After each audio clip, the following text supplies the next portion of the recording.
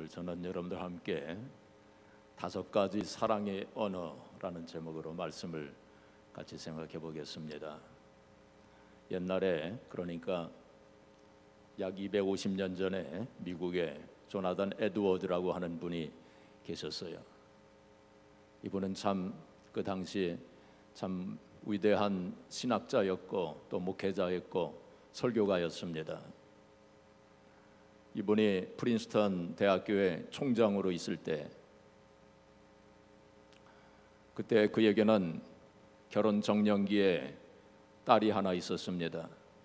그런데 그 딸이 성격이 괴팍하고 아주 고집이 셌어요. 그래서 집안의 골칫거리였습니다. 조나단 에드워드는 늘 이 딸이 어떻게 결혼을 해서 살 수 있을까 하고 그것이 늘 걱정이 되고 또 그것이 기도의 제목이 됐어요. 그런데 하루는 어떤 청년이 찾아와 가지고 총장님의 딸하고 따님하고 결혼하고 싶습니다. 그렇게 얘기했어요.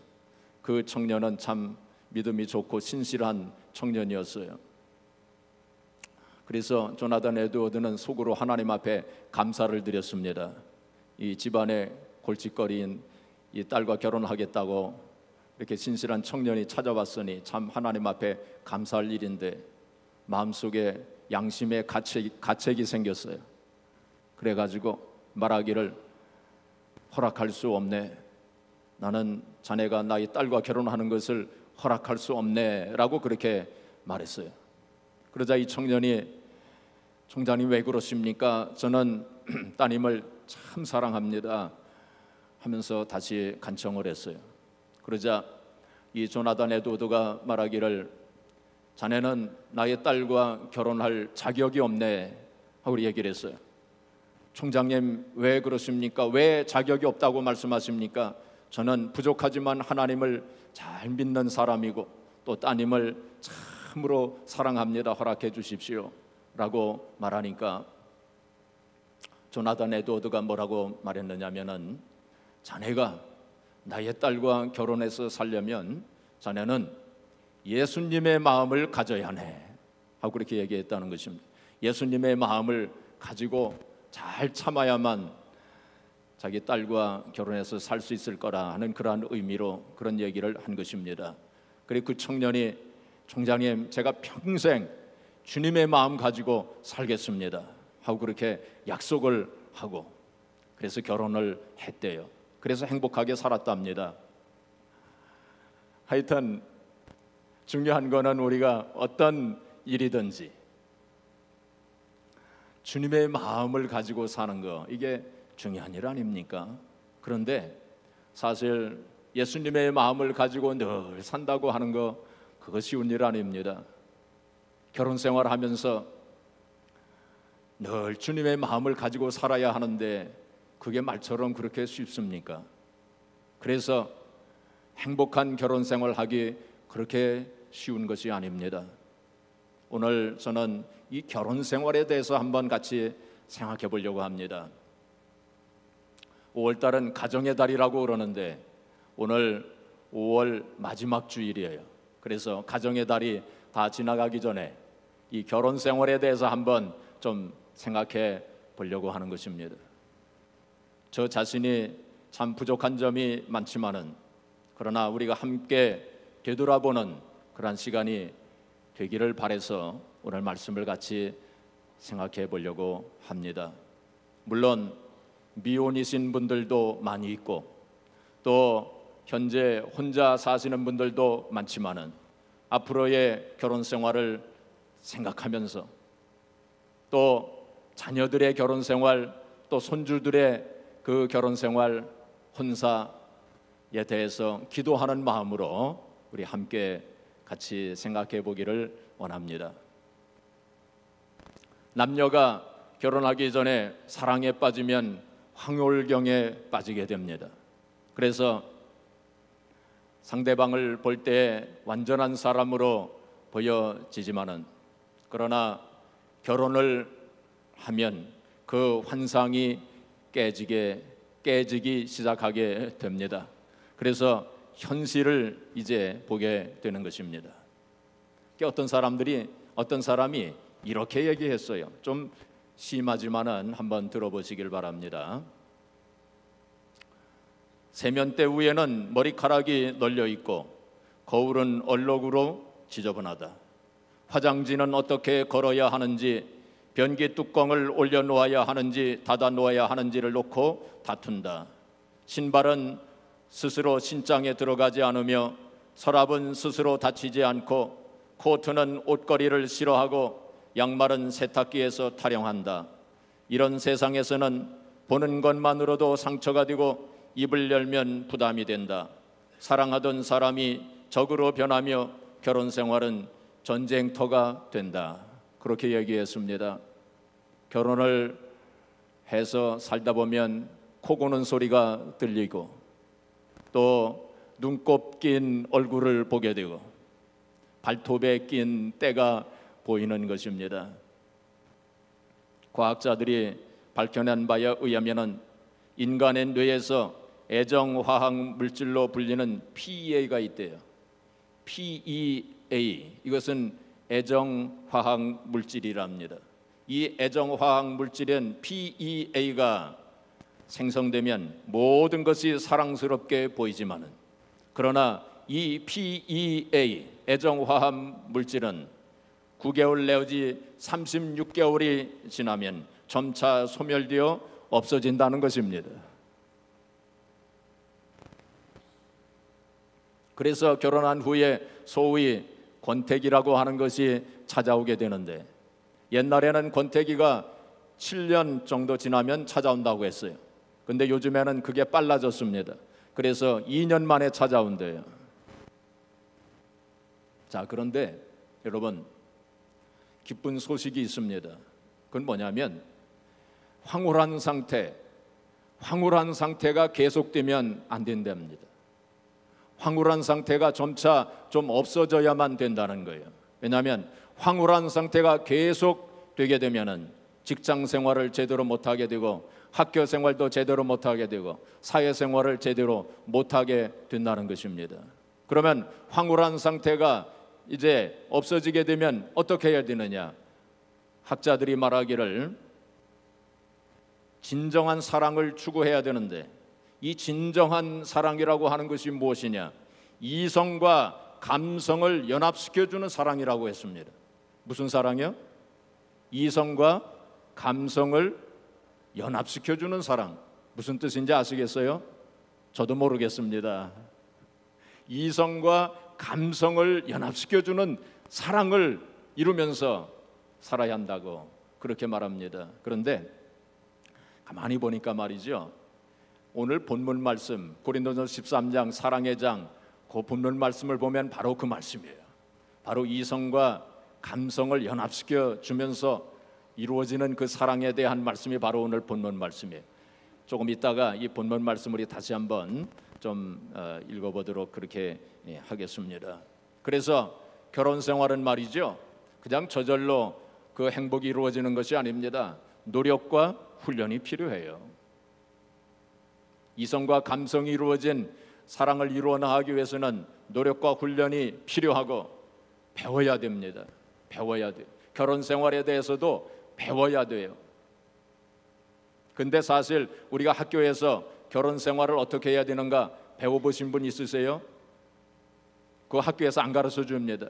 사실은 그 결혼 생활에 대해서 배워야 되는데, 그 사실은 가장 중요한 것인데 학교에서 가르쳐 주지 않습니다. 그래서 우리가 성경에서 배워야 돼요. 하나님께서 이 결혼의 제도를 제일 먼저, 모든 제도 가운데서 가장 먼저 우리에게 주신 제도가 바로 결혼의 제도예요.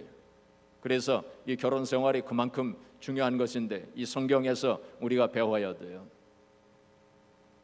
그래서 오늘 본문을 기초로 해서 그것을 좀 구체적으로 좀 설명하는, 또 배우는 그런 시간 갖기를 원하는 것입니다.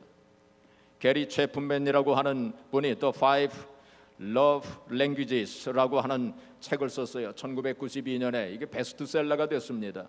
수백만 권이 팔렸습니다.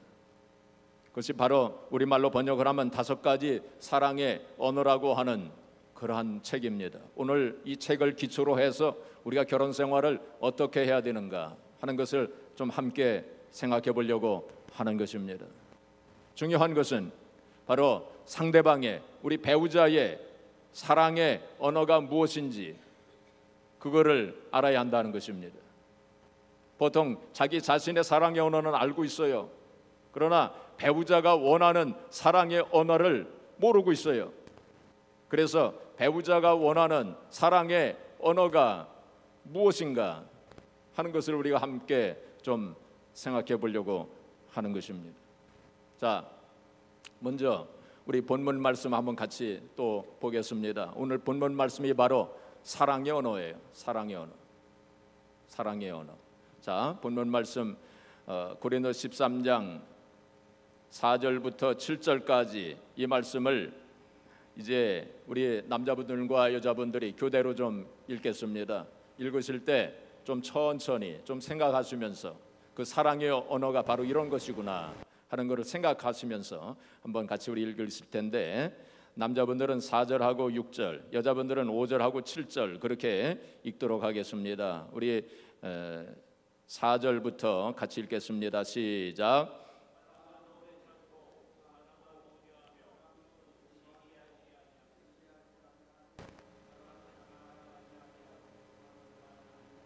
뭐 아침들 안 잡수셨어요?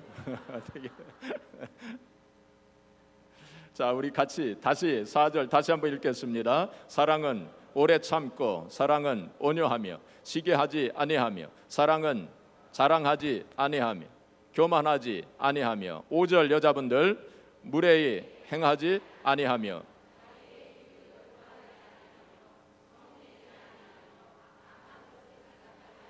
6절 7절.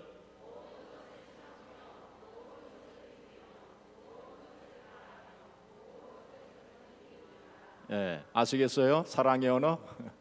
자, 제가 조금 이제 오늘 그 책을 기초로 해서 이 사랑의 언어에 대해서 한번 같이 좀 생각해 보겠습니다. 첫째는 인정하는 말입니다. 무슨 말이요? 예, 바로 사랑의 언어 가운데 첫 번째가 인정하는 말이에요. Words of affirmation. 인정해주고 격려해주고 칭찬해주는 말을 우리가 배우자들끼리 그걸 잘해야 된다는 것입니다. 마크 트웨인, 그 미국의 소설가 아닙니까? 미국에서 가장 그 유명한 소설가인 마크 트웨인이 말하기를, 나는 한 번 칭찬을 받으면 2달 동안은 잘 지낼 수 있다 하고 그렇게 얘기했어요. 마크 트웨인 같은 사람도, 미국에서 가장 위대한 소설가라고 일컬어지는 마크 트웨인 같은 사람도 나는 한 번 칭찬을 받으면 2달 동안은 잘 지낼 수 있다. 그 칭찬이 필요한 거예요. 그런 사람도 칭찬이 필요한데 우리에게는 얼마나 칭찬이 필요하겠습니까? 모든 사람들이 인정을 받고 칭찬을 받고 격려를 받는 거 다 굶주려 있어요. 모든 사람들이 지금 다 굶주려 있어요. 다 필요로 지금 하는 것인데, 대부분의 사람들은 다른 사람을 칭찬해주고 인정해주고 격려해주는 그것에 대해서 아주 인색합니다. 잘 안 합니다. 그렇게 하면 자기가 손해보는 것처럼 생각을 해요. 그래서 잘 안 합니다. 특별히 배우자들끼리 안 합니다. 제일 필요한 것이 배우자들끼리 그걸 해야 되는데 배우자들끼리 그거 굉장히 인색해요. 그거 잘 안 합니다. 그래서 바로 이 사랑의 언어 가운데 첫 번째가 바로 그겁니다. 자, 한번 들어보세요. 이렇게 말하는 것입니다. 그 옷 당신에게 썩 잘 어울리는군. 와, 당신 그 옷을 입으니 정말 멋있어요. 당신이 세상에서 이 요리를 가장 잘하는 사람일 거야. 나 이 요리 참 좋아해. 오늘 저녁 당신이 설거지 해준 거 너무 고마워요. 오늘 밤 아이 보느라 정말 수고했어. 항상 고마워하고 있어. 자, 이런 말을 들을 때 뭔가 좀 어색하고 뭔가 좀 생소하게 들리지 않습니까? 우리가 그런 말을 잘 하지 않기 때문에 그래요. 어떤 아내는 남편 단점 고치기 5개년 계획을 세워가지고 단점을 고치려고 잔소리를 퍼부어댔지만 그게 그래서 단점이 고쳐지는 게 아닙니다. 어떤 남편은 아내 길들이기 101가지를 이제 만들었더라고요. 그게 그렇게 해서 되는 게 아닙니다. 오히려 칭찬해주고 격려해주고 인정하는 것이 더 큰 효과가 있는 거예요. 두 청년이 있었는데 두 청년이 거의 같은 시기에 결혼을 했습니다. A라는 청년하고 B라는 청년으로 생각하겠습니다. A라는 청년이 결혼을 했어요. 자기 아내를 보니까 참 장점이 많은 아내였습니다. 그런데 단점이 몇 가지 있었어요. 그래서 생각하기를 저 단점만 고치면 참 훌륭한 아내가 되고 우리가 행복한 결혼 생활을 할 수 있겠다, 이렇게 생각을 했어요. 그래서 행복한 결혼 생활을 위해서 그 아내에게 하루에 한 가지씩만 단점을 얘기해 주기로 했습니다. 그래서 단점을 하루에 한 가지씩 얘기를 해줬어요. 그런데 어떻게 된 일인지 점차로 그 아내는 잘못되어져 갔습니다. 나중에 보니까 많은 장점조차도 단점으로 바뀌어져 갔던 것입니다. 그래서 이 두 사람은 불행한 결혼 생활을 하게 되었다는 것입니다. 그런데 B라는 청년은 정반대였어요. 그 아내를 보니까 단점이 많았어요. 단점이 많은 아내였습니다. 그런데 이 B라는 청년은 생각하기를 단점은 얘기하지 않고 단점은 내가 채워줘야 할 그런 부분이라고 생각을 했어요. 그리고 장점을 하나씩 얘기를 해주기로 했어요. 하루에 한 가지씩 장점을 이야기를 해주기로 그렇게 하고 실천을 했습니다. 그런데 세월이 흘러가서 보니까 아주 훌륭한 아내로 바뀌어져 있었어요. 그 처음에 단점으로 생각했던 그러한 것들까지 장점으로 이렇게 바꾸어져 갔던 것입니다. 그렇게 큰 차이가 나는 거예요. 그래서 상대방을 말이죠, 자꾸만 칭찬해주고 인정해주고 격려해주고, 이것이 굉장히 중요한 것입니다. 어떤 부부가 15년 차 결혼 생활을 하는 부부가 있었다고 합니다. 그런데 처음 결혼 생활을 할 때는 참 행복한 그런 결혼 생활을 했어요. 그런데 15년이 지나 보니까 이제는 서로에 대해서 무관심하게 되어졌다는 것입니다. 그런데 이 부엌에 형광등이 고장이 났어요. 그래서 아내가 남편에게 여보, 형광등 좀 고쳐주세요 하고 부탁을 했어요. 그러나 남편은 내일 고칠게 하고서는 그냥 지나가는 거예요. 또 얘기를 해도 내일 고칠게 하면서 자꾸만 미루고 고쳐주지를 않는 거예요.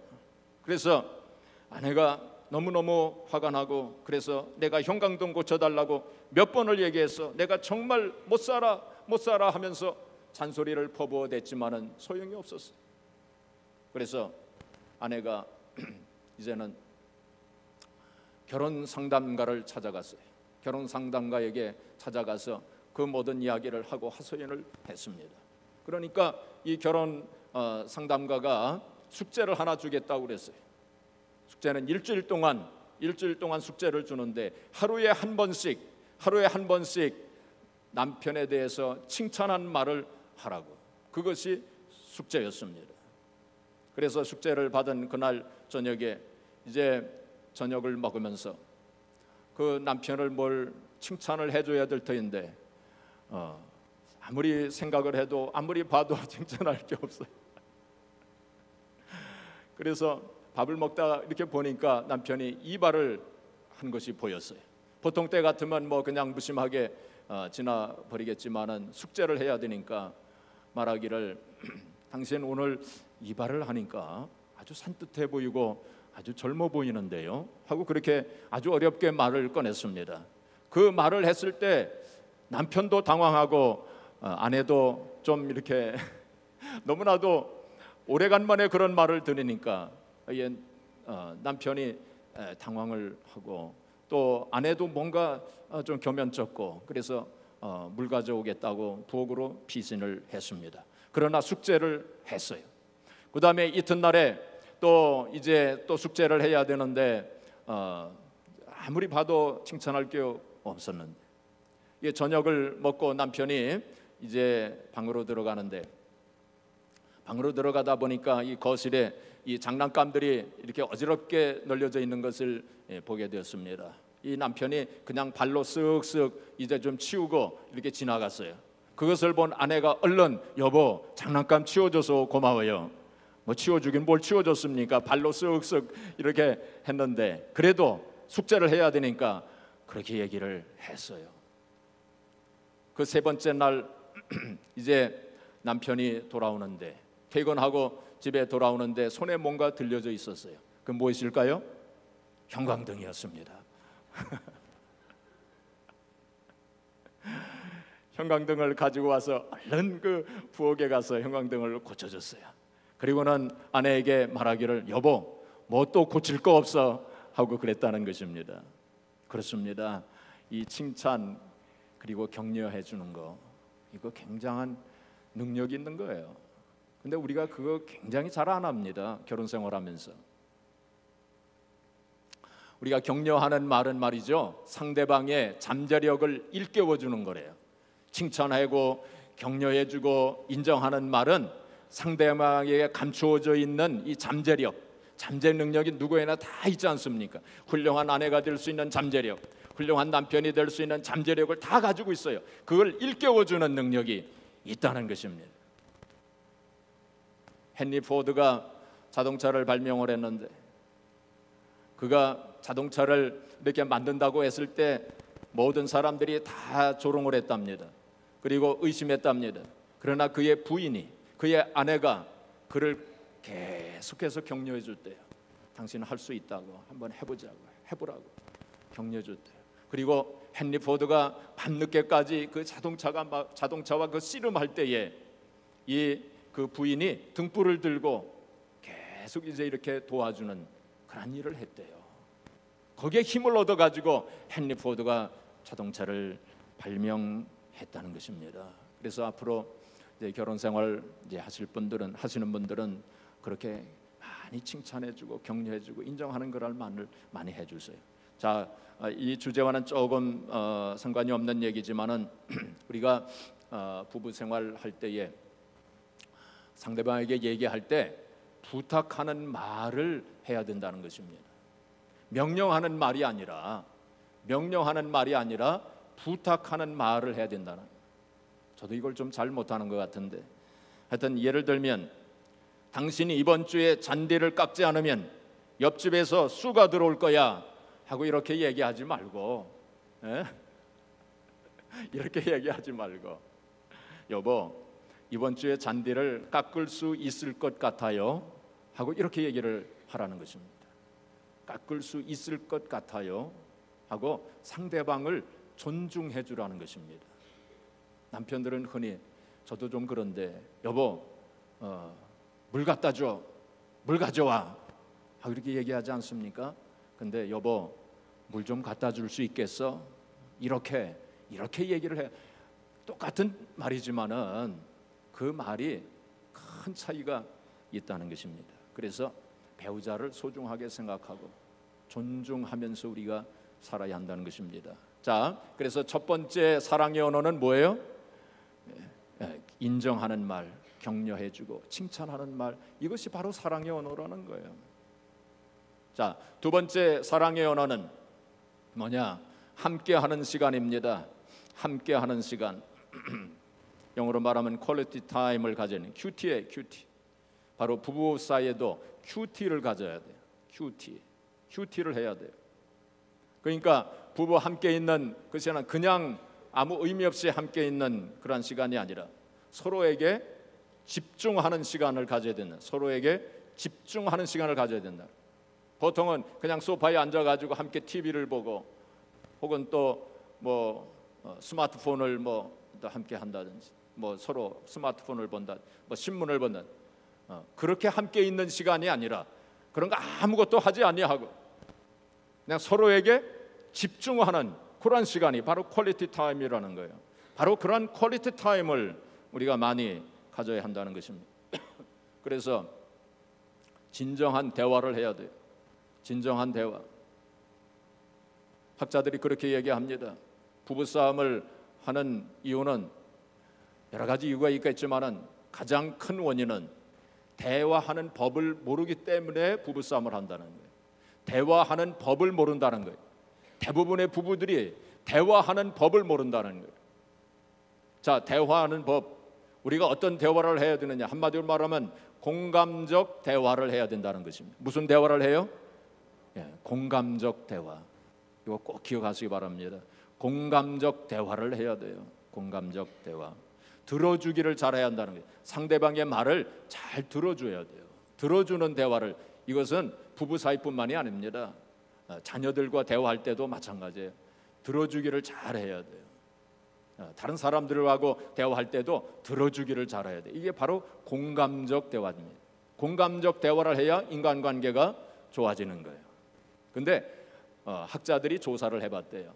부부들 사이에 대화를 할 때 어떻게 대화를 하느냐 하면은 상대방의 말을 이렇게 가로채지 않습니까?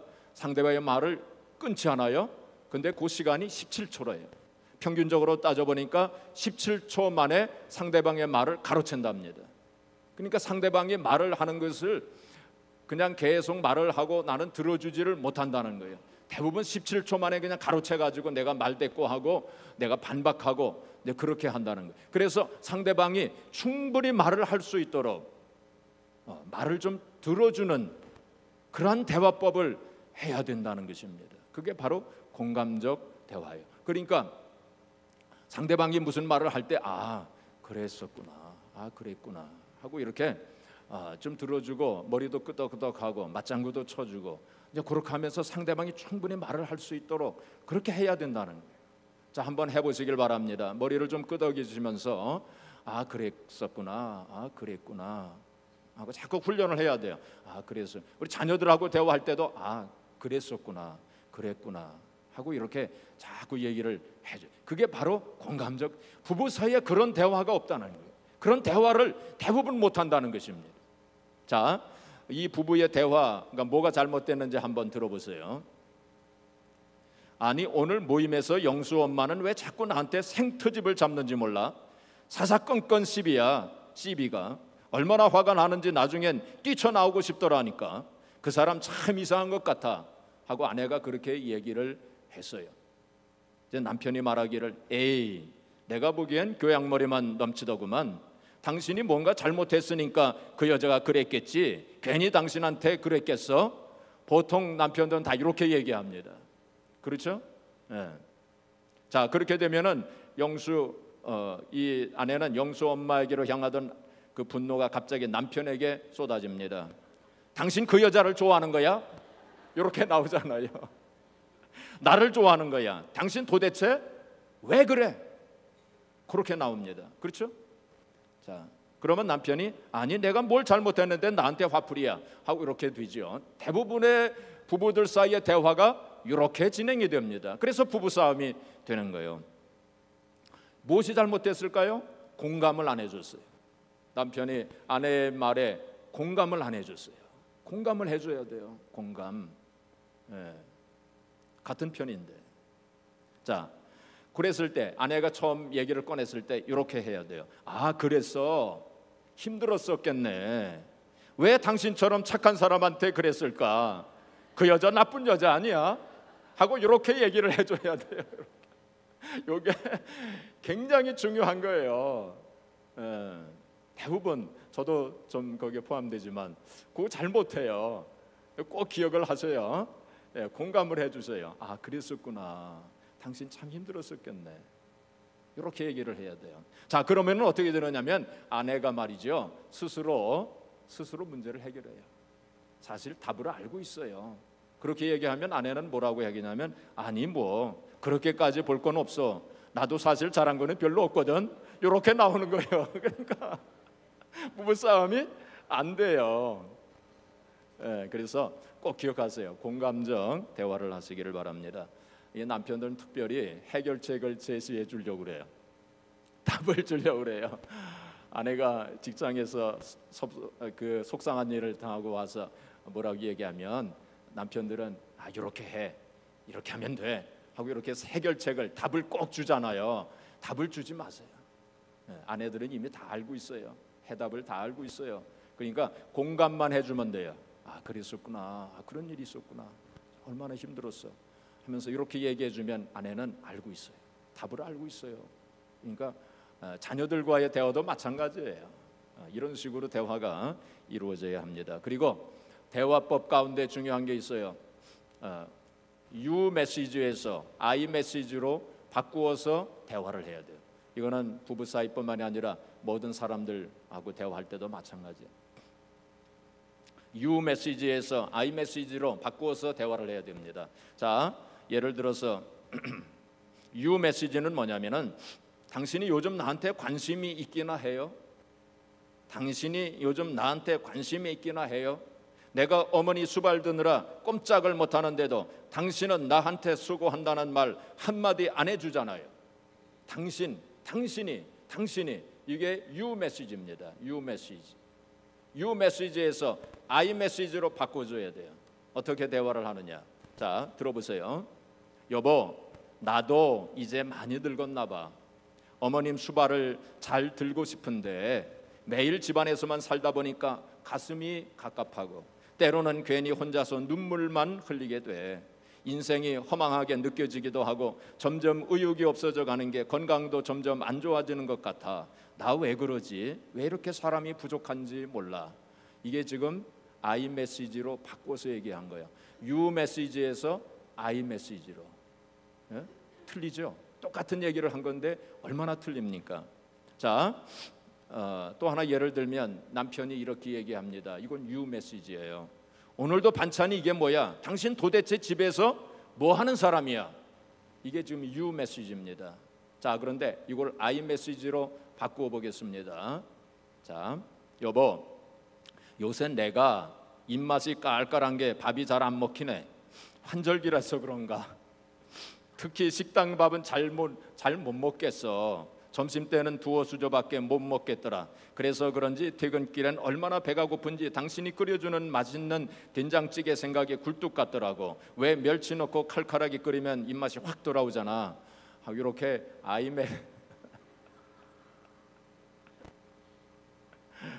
You 메시지에서 I 메시지로 바꿔진 거예요. 자, 이게 무슨 의미가 있는 건지 잘 생각해 보시기 바랍니다. 자, 그리고 분노가 있을 때는, 마음속에 분노가 있을 때는 편지를 쓰는 것이 좋습니다. 말로 하는 것보다 편지를 써보세요. 요즘엔 이메일도 이렇게 우리가 많이 쓸 수 있지 않습니까? 근데 분노를 처음부터 털어놓지 말고 감사하고, 그리고 칭찬하는 말을 먼저 하고, 그리고는 자기의 마음을 이렇게 털어놓는 그런 편지를 쓰는 것이 좋답니다. 자, 그 다음에 이제 세 번째 언어가 선물입니다. 선물, receiving gifts. 선물 받기를 좋아해요. 이게 사랑의 표현입니다. 아내들이 특별히 좋아한답니다. 작은 선물도 효과적. 장미꽃 하나, 그것도 효과적이라는 거예요. 어떤 남편들은 비싼 선물 주고서는 이제 1년 내내 편안하겠구나 하고 이렇게 생각하지만 그거는 착오랍니다. 며칠 가지 않는데요. 그래서 영리한 남편은 작은 선물을 자주 준답니다.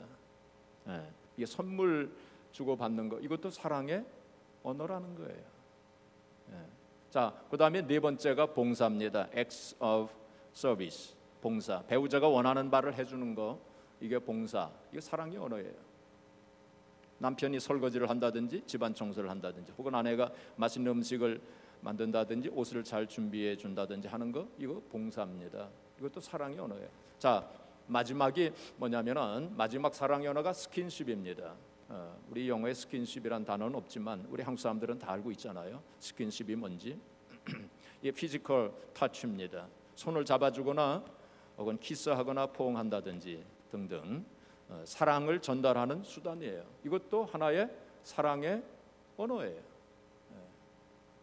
자, 예를 들면 차에서 내려 쇼핑센터로 들어갈 때 배우자의 손을 잡아준다든지, 혹은 산보할 때 손을 잡고 산보한다든지, 이것도 사랑의 언어입니다. 자, 그 다음에 함께 식사할 때 무릎이나 다리를 들어서 배우자와 접촉하는 거, 근데 조심하세요. 그러다가 다른 사람 다리 접촉하면 안 됩니다. 하여튼 이것도 하나의 사랑의 언어가 된다는 거예요. 그래서 또 교회에서 함께 예배 드릴 때 기도 시간에 손을 잡아준다든지. 네. 자, 그래서 제가 여기에 대해서는 더 깊이 얘기하지 않겠습니다. 여러분들이 다 아실 테니까. 그래서 상대방에 대해서 이해해주고 배려해주는 마음이 필요해요. 자, 복습을 하겠습니다. 5가지 사랑의 언어. 첫 번째는 뭐예요? 인정해주고 칭찬, 격려해주는 말. 그 다음에 두 번째는 함께 있는 시간, 이 공감적 대화, 공감적 대화를 해야 돼요. 그 다음에 세 번째 선물, 그 다음에 네 번째 봉사하는 거, 그 다음에 다섯 번째 스킨십.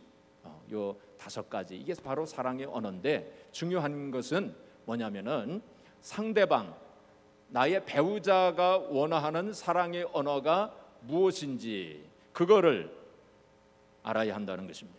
자, 어떤 남편이 있었는데 이 남편은 설거지도 하고 빨래도 해주고 혹은 또 청소도 해주고 이러한 것을 많이 했어요. 그런데 그 아내는 늘 불행했습니다. 왜냐하면 그 아내가 원하는 사랑의 언어를 몰랐기 때문에 그래요. 그 아내가 원하는 사랑의 언어는 바로 공감적 대화를 하는 것, 함께 있는 시간, 그걸 원했던 건데 이 남편은 봉사, 그것이 아내가 원하는 사랑의 언어인 줄 알고 그것만 열심히 했어요. 그러니까 아내는 불행했던 거예요. 아내가 원하는 사랑의 언어가 무엇인지, 나의 아내가 원하는 사랑의 언어가 무엇인지 그걸 분별을 해야 된다는 거예요. 물론 사람들마다 다 5가지 사랑의 언어를 원하겠지만 사람에 따라서 제1순위, 제2순위 그게 있어요. 가장 원하는 사랑의 언어가 무엇인가, 그것을 알아야 한다는 것입니다. 자, 그런데 공통적으로 일반적으로 남녀의 어떤 차이가 있어요. 남녀의 차이가 있어요. 그래서 그걸 알아야 됩니다. 남편이 보통 원하는 사랑의 언어 2가지가 있고, 그 다음에 여자, 그 아내들이 원하는 사랑의 언어 2가지가 있습니다. 자, 스크린에 그 괄호에 있는 거 그거 해보세요. 자, 그래서 남자들은 뭐와 뭐를 원하느냐? 뭐와 뭐를 원할까요? 보통 남편들은 인정받는 거, 그걸 원한대. 그걸 남편들은 인정에 굶주려 있어요. 아내가 칭찬해주고 인정해주고 격려해주는 거, 안 그럴 것 같지만은 남편들은 그걸 원하고 있어요. 그래서 보통 남편은 인정을 먹고 살고 칭찬 그걸 먹고 살고 아내는 사랑을 먹고 산다, 뭐 그런 얘기도 우리가 흔히 하지 않습니까? 그래서 남편들은 인정, 이거 굉장히 중요한 겁니다. 인정해주는, 아내가 인정해주고 격려해주고 칭찬해주고 그거 굉장히 원하고 있어요. 그 다음에 두 번째는 또 뭘 중요하게 여기냐면 바로 스킨십입니다. 피지컬 터치하는 거, 스킨십, 남편들이 그걸 중요하게 생각하고 있어요. 자, 그러면 아내들은 뭘까요? 아내들은 2가지 또 있는데, 아내들은 가장 중요한 게 뭘까요? 공감적 대화입니다. 공감적 대화, 함께 있는 퀄리티 타임, 남편과 함께 공감적 대화를 나누는 거, 그걸 원해. 그렇지 않아요?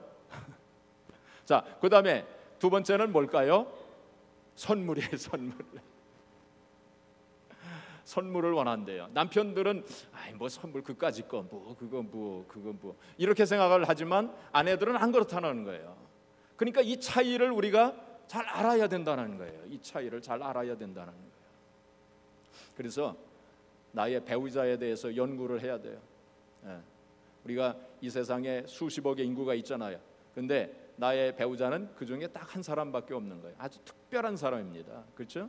그러니까 나의 배우자가 어떤 사랑의 언어를 원하는지 그거를 연구해야 된다, 알아야 된다는. 그래서 책에 보니까 그거를 알아내는 방법이 있어요. 그래서 이제 사랑의 언어 분별법 그게 있어요. 그래서 질문 용지를 만들었는데 제가 그것을 복사를 해가지고 안내 책상에다가 갖다 놓았습니다. 그러니까 여러분들이 그걸 가지고 남편 용하고 아내 용이 따로 되어져 있어요. 그러니까 그걸 가지고 가셔서 집에 가셔서 한번 해보셔요. 남편들은 남편용으로 쭉 해보시고 아내들은 아내용으로 쭉 한번 해보세요. 그래서 그건 자기가 원하는 사랑의 언어예요. 그거를 배우자하고 이렇게 같이 좀 이렇게 쉐어를 하세요. 그래서 아하, 나의 남편은 이거를 원하는구나. 나의 아내는 이것을 원하는구나. 그거를 분별을 해야 돼요. 그거를 집에 가셔서 꼭 해보시기를 바랍니다. 기독교 교육가였던 찰리 세드라고 하는 사람이 이렇게 얘기했어요. 행복은 우리가 어떤 배우자를 만나느냐에 달려 있는 것이 아니라 우리가 어떤 사람이 되느냐에 달려 있다고 그렇게 말했습니다. 만남도 중요하지만 만남 이후에 우리들 자신의 인격적인 성숙과 관리가 더 중요한 것을 가르친 말입니다. 그러니까 어떤 사람을 만나느냐, 그것보다 더 중요한 것은 내가 어떤 사람이 되느냐. 내가 변할 때 상대방도 변하게 돼 있는 거예요. 문제의 원인은 상대방에게 있는 게 아닙니다. 나에게 있는 거예요. 나에게 있는, 그렇죠? 내가 변하지 않아서 상대방도 변하지 않는. 내가 변하면 상대방도 변하게 돼 있어요. 그리고 상대방이 행복하면 상대방이 행복할 때 내가 행복해지는 거예요. 그래서 결혼 생활에 있어서 나의 행복을 추구할 것이 아니라 바로 배우자, 상대방의 행복을 추구해야 돼요. 상대방이 행복해지면 나는 저절로 행복해지는 거예요. 바로 결혼 생활 행복은 거기에 있는 거예요. 그래서 우리가 결혼 생활을 할 때에 오늘 이 사랑의 언어를 깊이 한번 생각을 해보시고, 특별히 오늘 본문 말씀에 나오는 그 사랑에 대한 정의, 그것을 또 한번 좀 묵상하시면서 이 사랑의 언어를 우리가 잘 배워서 지혜 있는 그러한 결혼 생활, 하나님께서 우리에게 허락해 주신 이 결혼 생활을 참으로 행복하고 또 하나님 기뻐하시는 결혼 생활이 되어서 하나님 앞에 쓰임 받는 가정, 그리고 하나님 앞에 영광을 돌리고 또 하나님의 영광을 보는 저와 여러분들이 되어지기를 주님의 이름으로 축복합니다.